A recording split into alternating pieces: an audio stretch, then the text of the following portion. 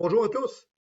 Encore une fois, c'est un plaisir pour moi de pouvoir vous partager sur ce thème qu'on a déjà débuté depuis plusieurs semaines sur la possibilité d'être un véritable gagneur d'âme. Et aujourd'hui, j'aimerais qu'on puisse regarder euh, un thème particulier que j'ai intitulé Avoir une vision adéquate de l'état de notre monde dans lequel on vit. Et juste avant d'aller dans ce partage, j'aimerais qu'on puisse prendre quelques instants pour demander au Seigneur de nous accompagner, de nous aider à comprendre, saisir et surtout mettre en application ces différents concepts qu'on voit sur le gagneur d'âme. Alors, notre Dieu, on veut te remercier, on veut te rendre grâce, Seigneur, de ce que tu es un Dieu merveilleux et glorieux qui s'est fait connaître à chacun d'entre nous par ta grâce, Seigneur. C'est par ta grâce, Seigneur notre Dieu, que nous avons cette assurance de la vie éternelle. Et notre Père, euh, comment les gens qui nous entourent entendront-ils parler si personne ne prêche, Seigneur? Si nous, Seigneur, on ne prend pas ce mandat que tu nous as donné à cœur pour publier une année de grâce, Seigneur, de ta part. Et je veux te rendre grâce, Seigneur, que tu puisses m'utiliser, Seigneur. Aide-moi que ton esprit m'accompagne, Seigneur, que ces paroles, Seigneur, puissent être à propos aujourd'hui et que tu puisses nous aider à comprendre et surtout, Seigneur, à appliquer ces différents principes que nous regardons ensemble pour la gloire de ton Saint-Nom. Au nom de Jésus-Christ. Amen. Amen. Amen. Hallelujah.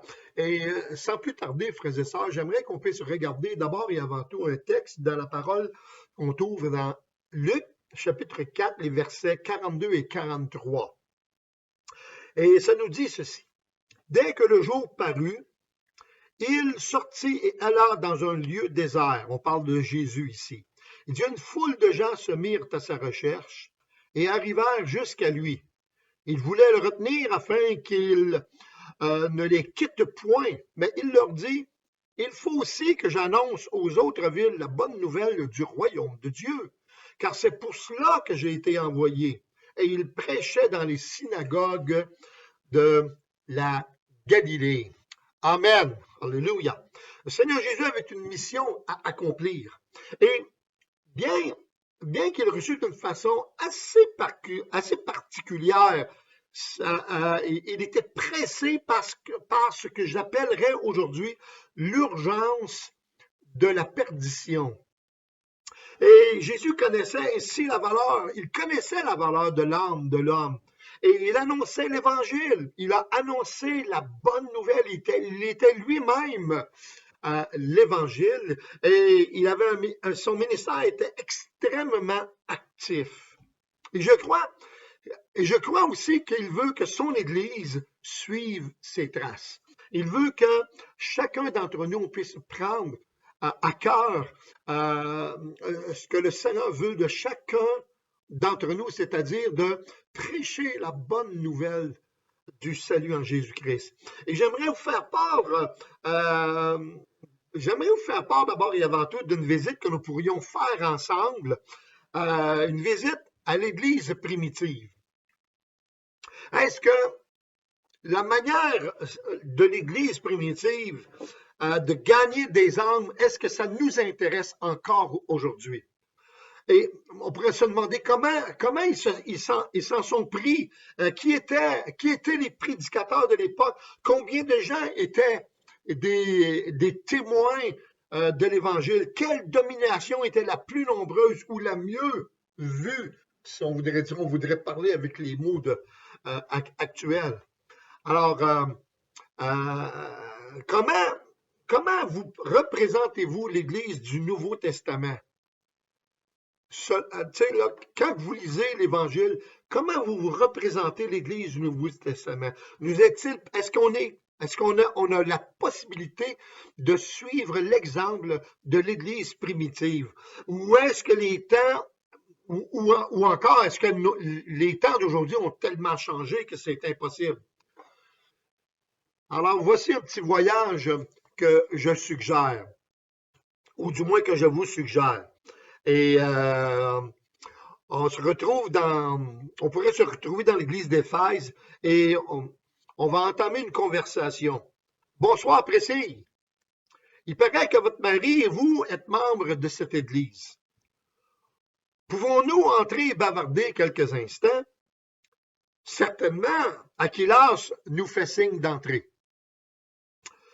Si cela ne vous gêne pas, nous aimerions que vous nous disiez comment les églises ici, en Asie mineure, réalisent leur programme d'évangélisation.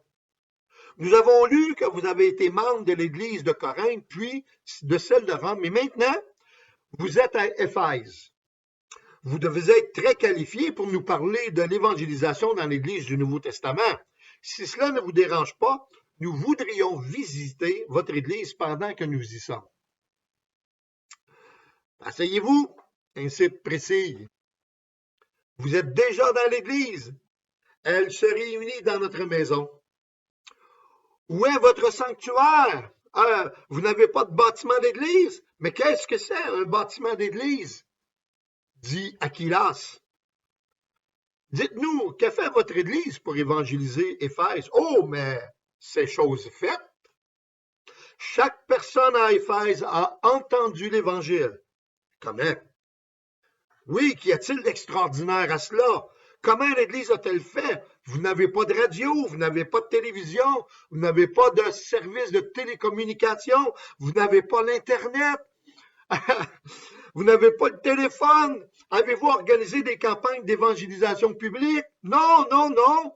Comme vous l'avez peut-être entendu dire, nous avons essayé des réunions publiques par ici, mais beaucoup de chrétiens ont été arrêtés et mis en prison à cause de notre témoignage que Jésus-Christ est ressuscité. Alors, comment aviez-vous atteint la ville? Eh bien, nous sommes simplement allés témoigner chez les particuliers. C'est ainsi que les croyants avaient évangélisé Jérusalem. Ils l'ont fait en très peu de temps. Et les autres églises d'Asie mineure ont suivi leur exemple. C'est efficace, ça marche partout. Ah oui, je vous l'assure, ça marche vraiment. Il y a tellement de nouveaux convertis que certains responsables de cultes païens ont peur pour leur religion. Lorsque Paul a quitté Éphèse pour la dernière fois, il nous a bien recommandé de continuer à suivre la même méthode. Amen. Précis et Aquilas, cela nous surprend énormément. À ce rythme-là, qui sait combien de gens entendront l'évangile de notre Seigneur Jésus-Christ? Oh, vous ne savez pas, nous avons déjà partagé la bonne nouvelle avec chaque personne en Asie mineure, juifs et grecs. Mais c'est pas possible. Vous ne voulez certainement pas dire chaque personne.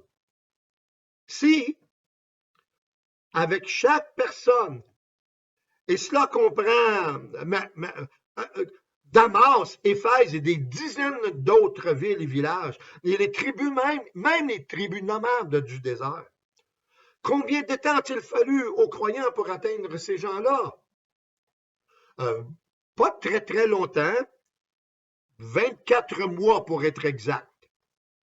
La même chose se reproduit en Afrique du Nord et dans toute l'Europe du Sud. En fait, certains croyants sont déjà parvenus en Espagne, très à l'ouest.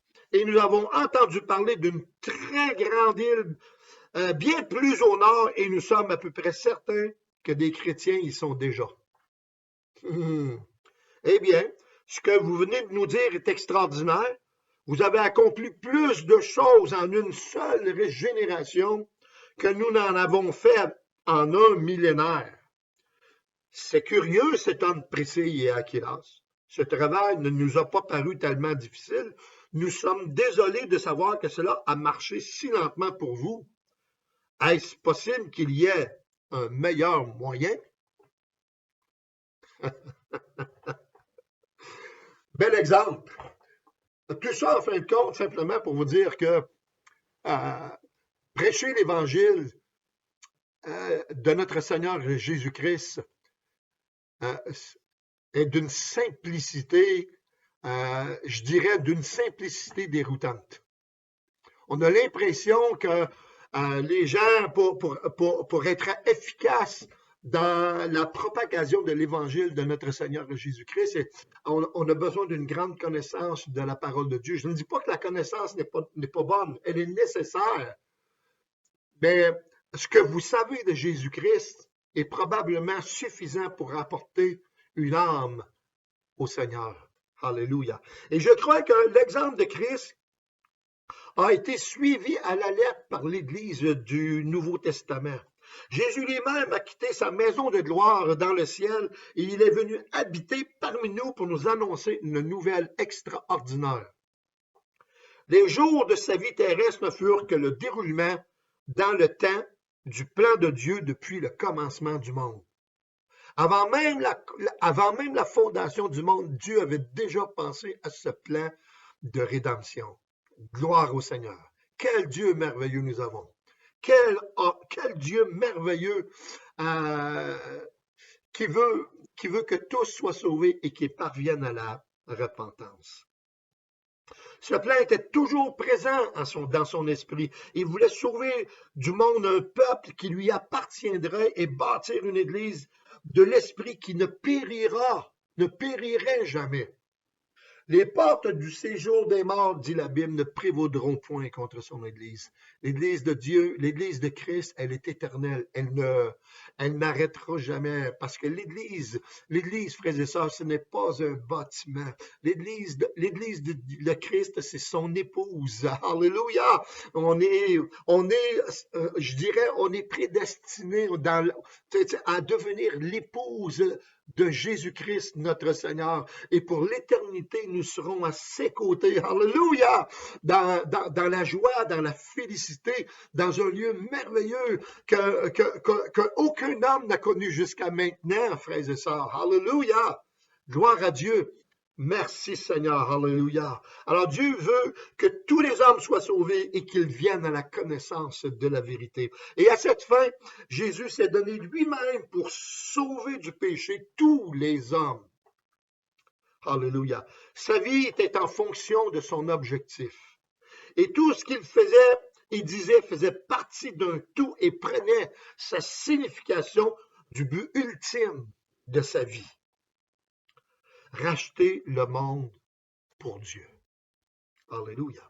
Et cette vision motivait son comportement et dirigeait ses pas. Alléluia. Et pas un seul instant, Jésus n'a perdu de vue son but. Alors nous, je sais, on ne doit pas perdre de vue le but que Dieu a donné à son Église. Et c'est ce que j'aimerais vous faire part aujourd'hui de quelques points essentiels dont nous avons besoin pour être en mesure d'accomplir la volonté de Dieu pour nos jours. Alléluia. Puisque nous n'avons qu'une seule vie à vivre, aussi bien ne pas la gâcher. On ne veut pas gâcher la vie qu'il nous reste puisqu'on n'en a seulement qu'une sur cette terre. Alléluia. La première chose qui est d'une importance capitale, c'est qu'on a besoin d'une vision de l'état de notre monde. Et il nous faut commencer par là, frères et sœurs. Tant que Dieu ne nous donne pas une vision de la ruine totale de l'humanité, nous ne pouvons pas avancer dans l'œuvre de l'évangélisation. Alléluia. Souvenez-vous d'où vous venez. Moi, j'étais pécheur, j'étais menteur, j'étais voleur, j'étais perdu. J'étais un homme avec un vide, un vide que rien dans ce monde ne pouvait remplir. Seulement le jour où j'ai reconnu que Jésus-Christ, alléluia, Jésus-Christ était le seul qui pouvait remplir ce vide. Ma vie a été transformée. J'ai encore les conséquences de l'humanité dans ma vie, mais une chose est certaine, c'est que l'Esprit de Dieu est venu et a fait son habitation en moi, il a fait de moi un enfant de Dieu. Avant, j'étais un enfant du monde, un enfant de rébellion, mais à cause que Christ est entré dans ma vie, je suis devenu, l'Esprit de Dieu m'a donné le pouvoir de devenir enfant de Dieu. Amen. Alléluia. Et l'éternité nous appartient. Frères et sœurs, alléluia. Ravenhill disait ceci: pour cette heure avancée de la nuit, des hommes incandescents s'imposent. Alléluia. Des hommes qui brillent s'imposent dans notre monde d'aujourd'hui. On a besoin de voir des hommes et des femmes qui brillent, qui ont de la saveur, qui veulent avoir un impact dans la vie des gens. Samuel Tippit, un auteur que j'aime bien, dit de son côté, il dit: nous possédons la technologie, la connaissance et la main-d'œuvre, mais non le feu. Le feu qui vient de Dieu et qui brûle dans le cœur de son peuple pour un monde perdu et mourant. Frères et sœurs, le feu de Dieu ne nous appartient pas, mais il nous a été donné. La Bible nous dit: vous recevrez une puissance, le Saint-Esprit, le feu de Dieu survenant sur vous, et vous serez mes témoins. C'est alors qu'on sera ces témoins. Alléluia, alléluia, gloire à Dieu. Charles Spurgeon a déclaré un jour ceci: que Dieu envoie le feu de son esprit ici et le serviteur se perdra de plus en plus en son maître. Vous en viendrez à penser moins à l'orateur et plus à la vérité qu'il expose. Dieu envoie seulement le feu et les pécheurs les plus notoires du voisinage se convertiront. Ceux qui vivent dans les antres d'infamie seront changés. L'ivrogne délaissera sa bouteille. Celui qui blasphème se repentira de ses paroles. Le débauché renoncera à la luxure. Que les eaux se dressent et soient revêtues de chair et que les cœurs de chair remplacent les cœurs de pierre. J'aime vraiment ça. Excusez. Alors, ce n'est pas vraiment compliqué de saisir la vision de notre monde. Et la plupart des croyants savent que l'humanité se dirige inévitablement vers le lieu de la perdition qu'est l'enfer. Alors, des fois, je me dis: Seigneur, peut-être que le Seigneur aurait besoin de nous donner une vision de ce qu'est l'enfer pour qu'on puisse être ébranlé, voir, frères et sœurs, plusieurs des gens qu'on aime se dirigent vers ce lieu de perdition parce que les bouches ne s'ouvrent pas. Alors, mais ce qui manque, c'est la vision que Jésus avait. Ce qui nous manque, c'est la vision que Jésus avait de ce monde qui périt. Alléluia. Alléluia. Dans la Bible, on peut lire ceci dans Luc chapitre 19, verset 10. Le Fils de l'homme est venu chercher et sauver ce qui était perdu. Alléluia. Beaucoup de gens qui nous entourent sont perdus. Et Jésus est venu pour sauver ces gens qui sont perdus. Alléluia. Alors, frères et sœurs, dans les Écritures, on voit continuellement Jésus chercher les blessés, chercher les affligés, chercher les tourmentés. Il n'avait qu'un but dans la vie. Il était venu payer le prix du rachat de l'humanité perdue afin qu'elle lui appartienne à nouveau. Conséquemment, l'Église se doit de toujours réveiller sa conscience de la perdition de l'humanité. Alléluia. C'est cet éveil qui va la pousser à prier avec compassion et témoigner comme jamais auparavant. Alléluia. Alléluia. Débarrassons-nous des vieux clichés que l'Église est une institution, que l'Église est une religion. La véritable Église, elle est composée de fils et de filles de Dieu qui ouvrent son cœur, qui ouvrent sa bouche afin que les gens qui les entourent puissent recevoir une parole qui vient de l'éternité. Alléluia. Il y a plus d'âmes que jamais sur la planète et la plupart d'entre elles sont sans Jésus-Christ et ils ne s'en cachent surtout pas. Elles s'acheminent vers l'enfer, vers la perdition. Alors nous ne pouvons pas nous permettre de rester confortablement assis sur nos chaises d'église, de chanter quelques chants, de dire Amen au message de la prédication. Le monde court à sa perte. Nous devons nous échapper des zones de confort. Alléluia. Alléluia. Deuxième chose, on doit comprendre la plénitude du salut de Dieu. Paul dit dans Romains chapitre 1, verset 16, il dit, « Je n'ai point honte de l'Évangile, c'est une puissance de Dieu pour quiconque croit. » Alléluia. Pour quiconque croit. L'Évangile, c'est quoi? Drôle de question peut-être.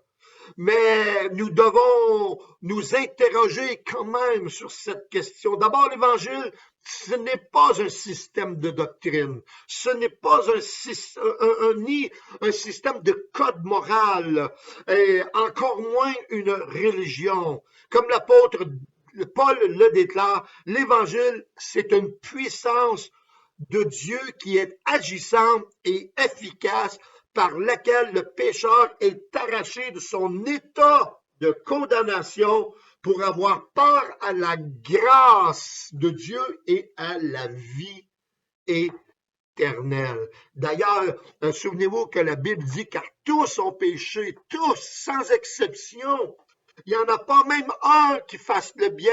Tous ont péché, ils sont privés de la gloire de Dieu. Et ce texte qu'on retrouve dans Romains chapitre 3, versets 23 et 24, j'aimerais vous le lire dans la version de la parole vivante qui dit ceci.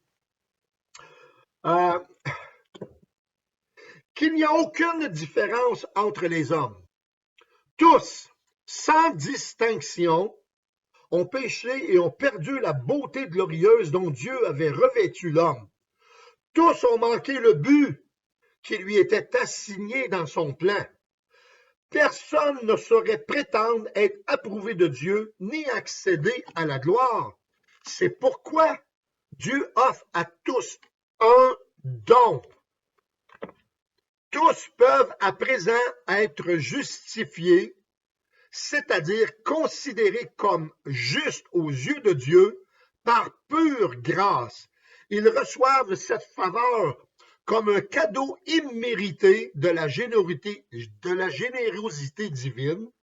Et cela fut possible parce que Jésus-Christ a accompli tout ce qu'il fallait pour nous libérer, parce qu'il s'est donné lui-même en rançon pour nous. Alléluia. Verset 25 dit aussi, Dieu l'a destiné d'avance à prendre sur lui la punition que méritaient nos péchés. Amen. Alléluia.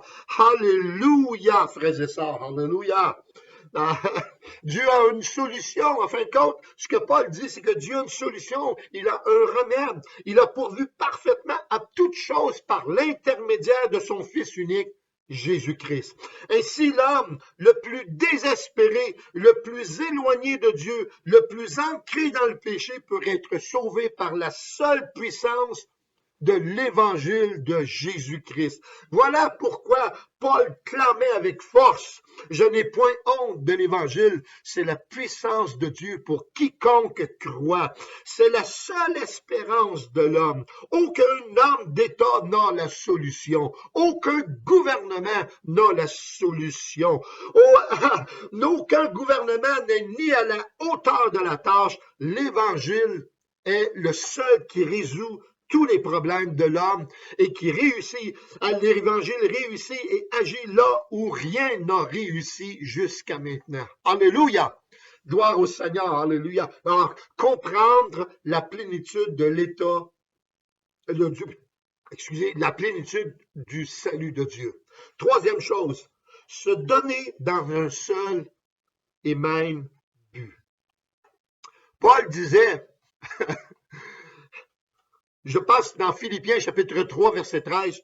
« Je fais une chose, disait-il, je fais une chose. Le succès dans le travail de Dieu revient à celui qui a mis tout le reste de côté et qui est devenu l'homme d'une seule chose, c'est d'un seul but dans la vie. » Alléluia. Se pourrait-il que nous portions intérêt à trop de choses à la fois?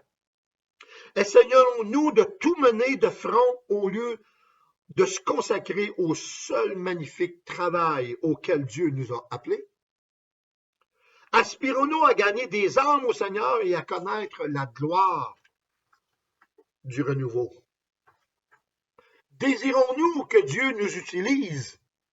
Sommes-nous prêts à en payer le prix? Sommes-nous prêts à tout abandonner et à devenir l'homme d'une seule chose? Sommes-nous prêts à y consacrer notre vie entière, à veiller à ce que rien d'autre ne nous attire, ne nous intéresse ou n'absorbe notre attention? Sommes-nous prêts à nous dévouer corps et âme au service de Dieu?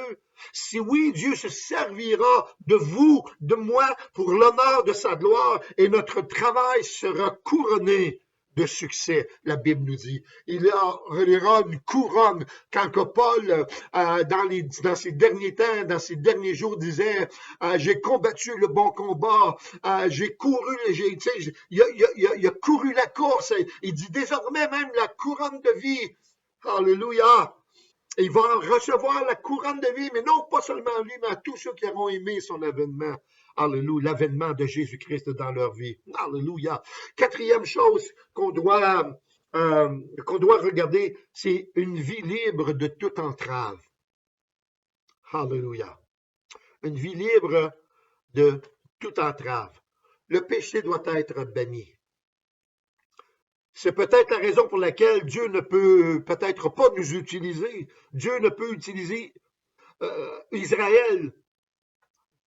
Dieu n'a pas pu utiliser Israël parce que le péché était entré au milieu du peuple par l'intermédiaire de Akan.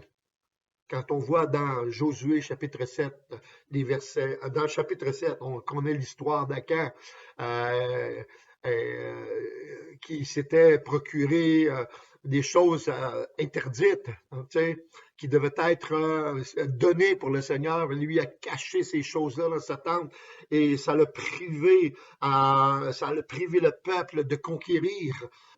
Et il y a eu des effets, il y a eu des choses malheureuses, des conséquences malheureuses à tout cela, frères et sœurs. Il se peut qu'une idole soit dans notre vie, qu'un Akan se cache en nous. Alors peut-être est-ce le poids d'une habitude que nous refusons d'abandonner. Il se peut même que nous ne la considérions pas comme un péché, mais elle s'interpose entre nous et Dieu et nous rend ainsi impropres au service de Dieu.